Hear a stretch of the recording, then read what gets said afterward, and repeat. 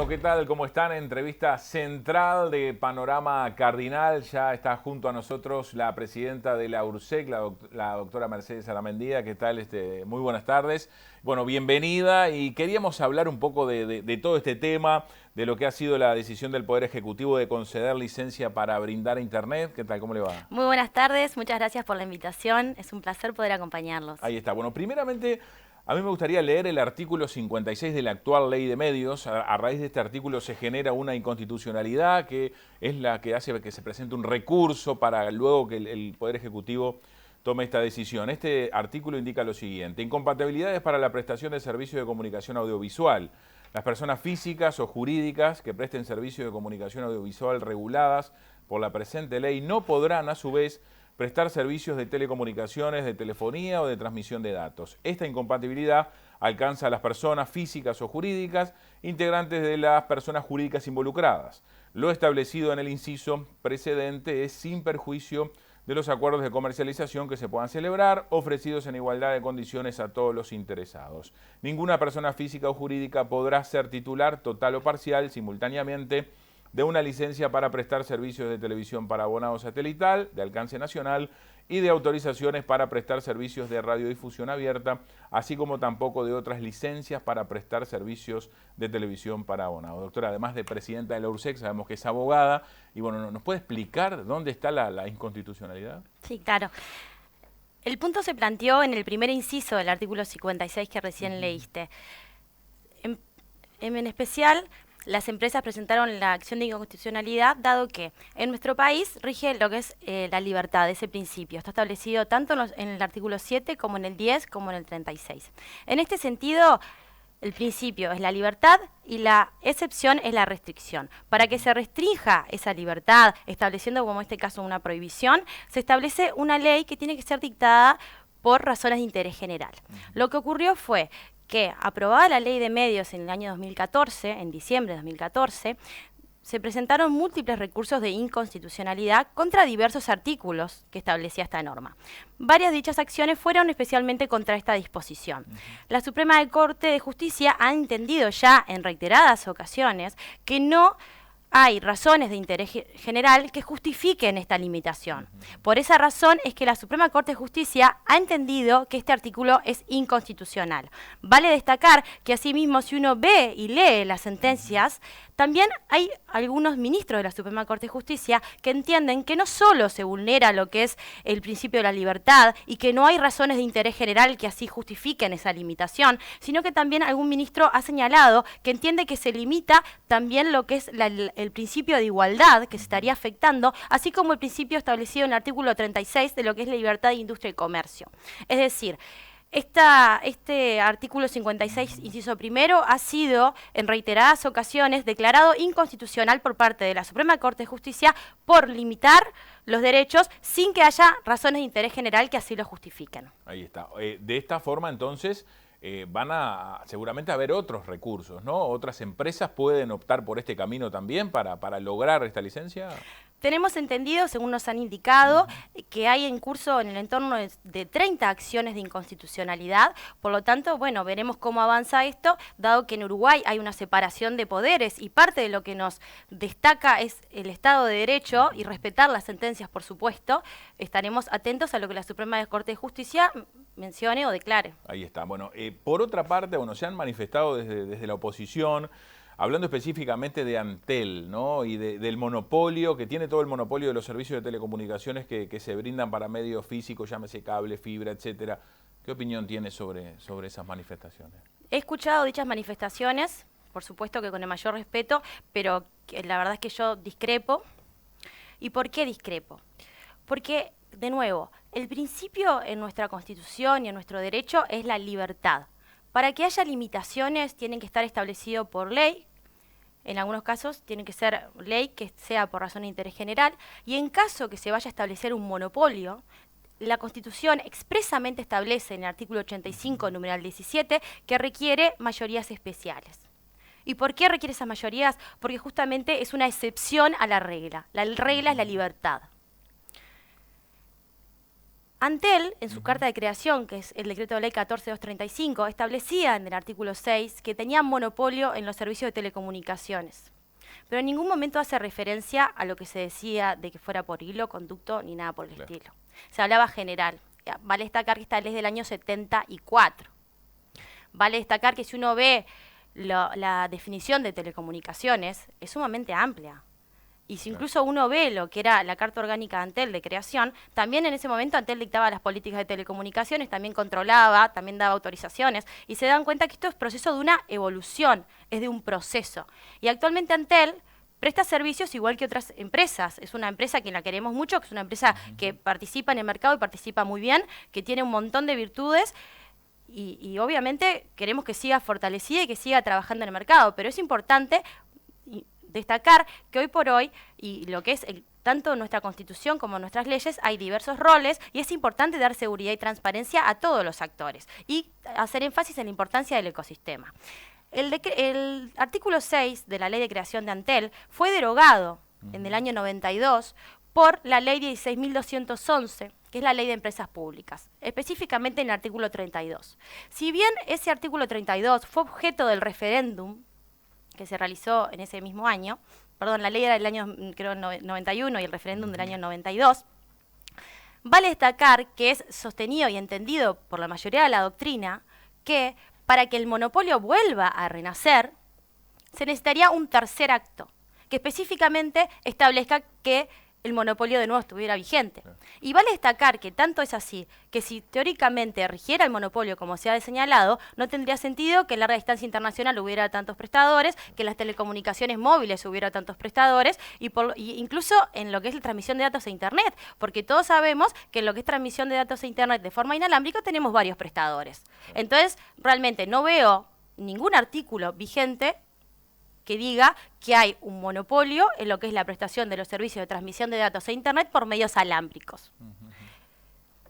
Por otra parte, hay quienes dicen que luego, por la ley 17296, los artículos 612 y 613, también se quiso hacer una modificación y que ahí también se quiso, de cierta forma, establecer específicamente que Antel tenía la exclusividad en la telefonía fija, que eso es lo que es entendido, tanto por la Suprema Corte como por el TCA.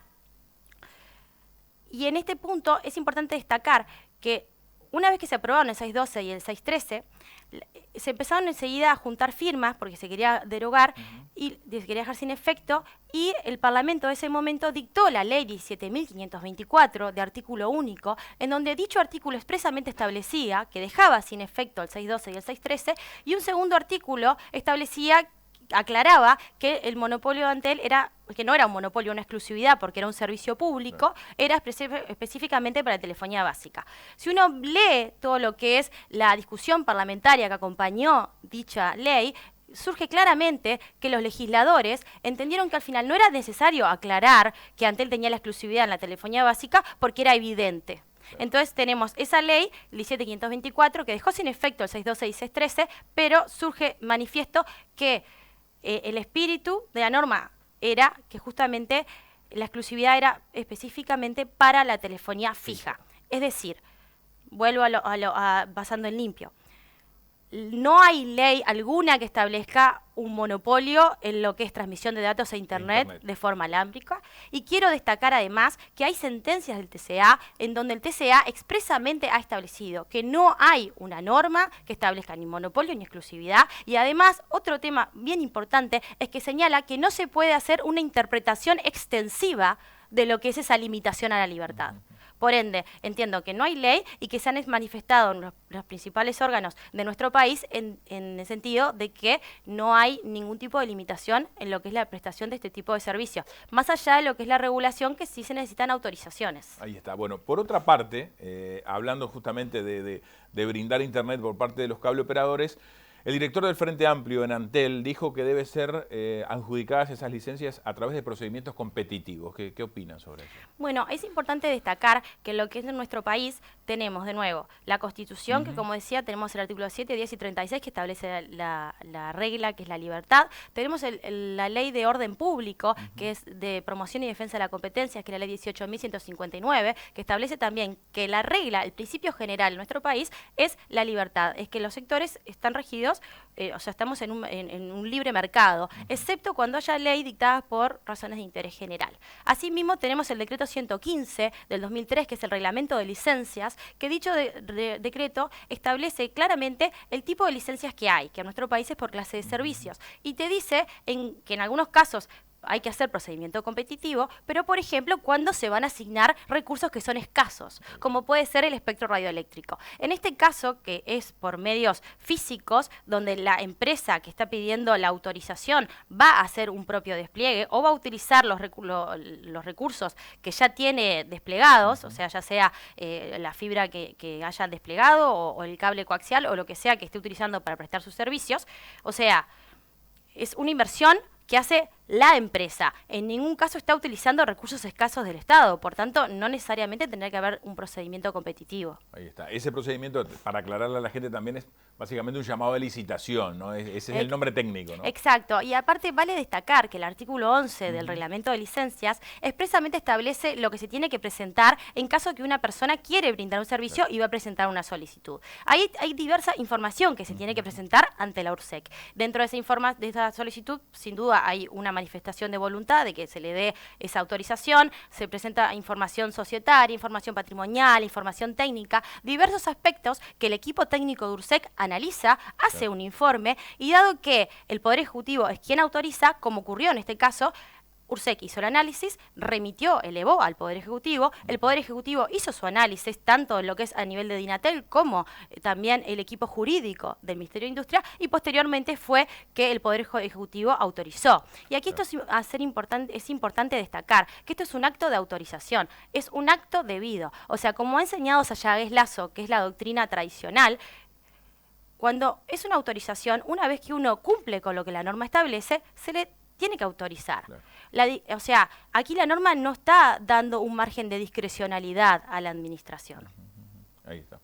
Otro tema, ¿qué beneficio se obtiene, ¿no? Con este tema de que bueno, el Internet fijo también entre en la competencia, ¿no? Más allá de lo que usted mencionaba, del tema de la libertad y demás, ¿no? ¿Se perjudica Antel? Hay voces que dicen bueno, que se quiere desmantelar Antel. ¿Qué reflexión tiene sobre eso? Yo en lo personal creo que sin duda Antel con esto se ve fortalecida. Creo que Antel pasa a tener más oportunidades, nuevos servicios que puede dar. Nosotros sabemos, se ha difundido que en el entorno de los 85% de los hogares de nuestro país tienen fibra al hogar. También sabemos, por ejemplo, que hay una cobertura radioeléctrica del entorno del 92%. Pero ven que hay una brecha. Claro. ¿Y esa brecha en dónde está? Esa brecha está en las zonas rurales, en las zonas más aisladas, en las periferias. Y nosotros estamos trabajando, tenemos que trabajar porque es nuestra obligación legal, de universalizar el acceso y permitir que todas las personas, no importa en dónde estén, tengan una conectividad de calidad. Y eso, sin duda, va a contribuir al desarrollo social y económico de toda la sociedad. Y también a la inclusión y a la igualdad, y que haya una real equidad.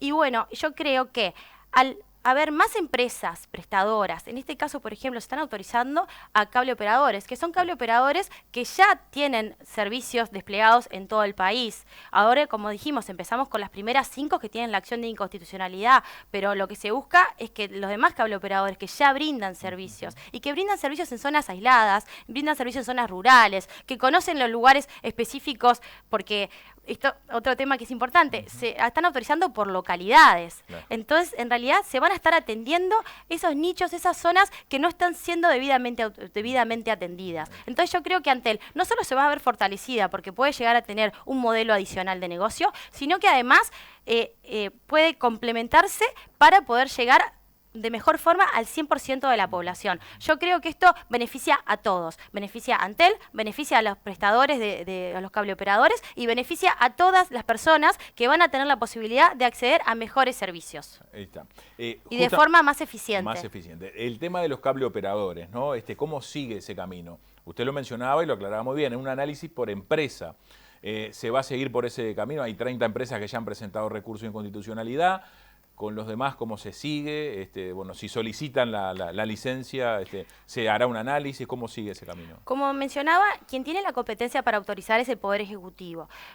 nosotros hasta el momento a URSEC le han venido solicitudes, porque es donde como comienza el trámite, de acuerdo a lo que establece la reglamentación, y URSEC ha tenido que decir que no debido a lo que establece el artículo 56.1 que está vigente. Vale destacar que antes de que se aprobara esta prohibición, había solicitudes, pero según tengo entendido no se respondían porque no había una regulación que habilitara a denegarlo. Entonces, en realidad, una vez que se estableció por ley esta limitación, fue que se empezaron a establecer las denegatorias expresas en base al artículo 56. Entonces, actualmente, lo que está pasando es, las solicitudes vienen a URSEC, URSEC no tiene que denegar, dado que está vigente esta prohibición. Este artículo que leíamos hoy. Exactamente. Las empresas, en base a esa denegatoria, están yendo a la Suprema Corte de Justicia, y bueno, nosotros, por supuesto, estaremos atentos a lo que la Suprema Corte de Justicia disponga como corresponde.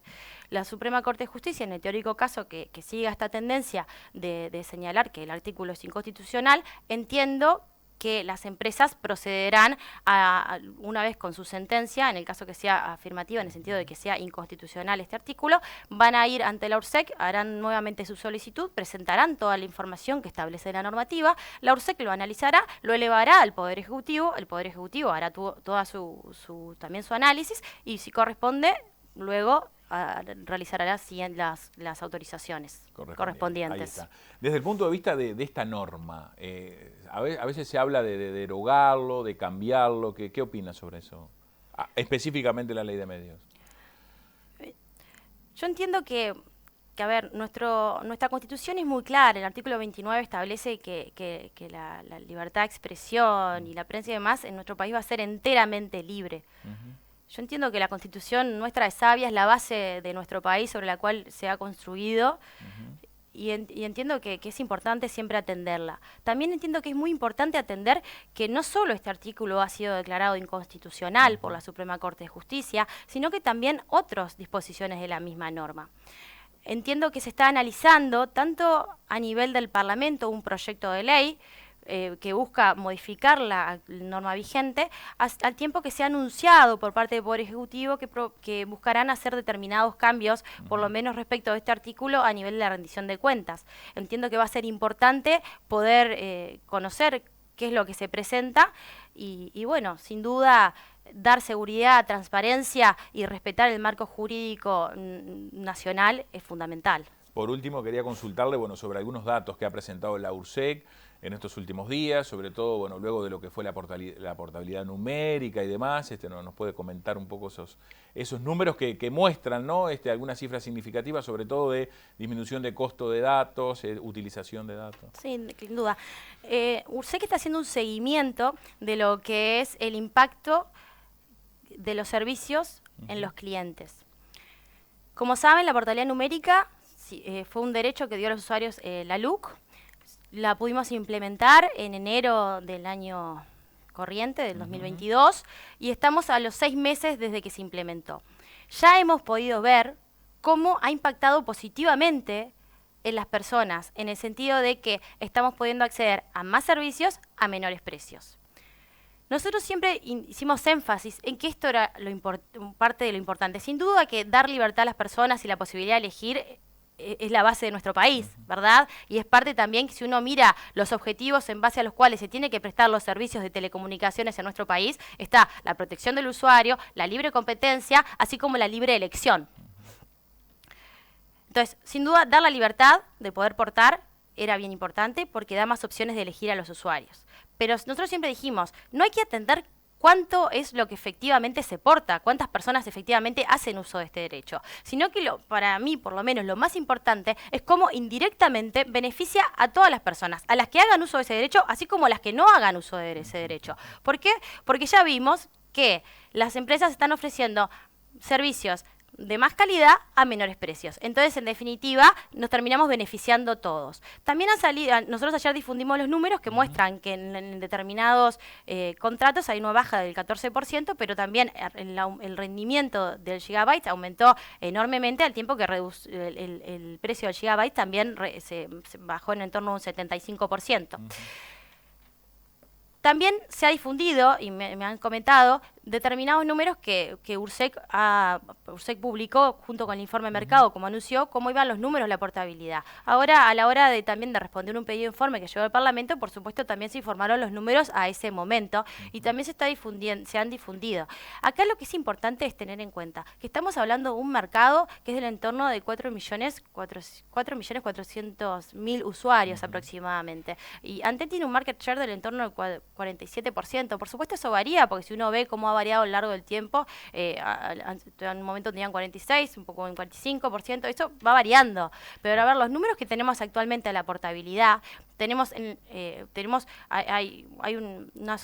torno de 80.000 solicitudes, hay un margen alto de rechazos, porque efectivamente se han podido portar en el entorno de 40.000.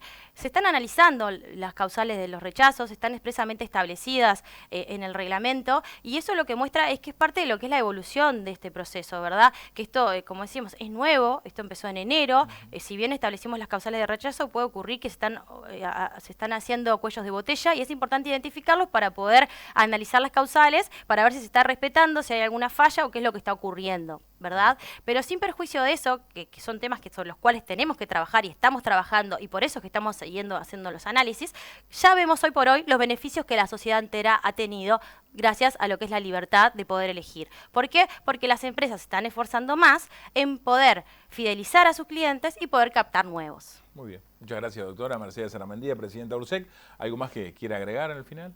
No, solo destacar que, por supuesto, esto es dinámico.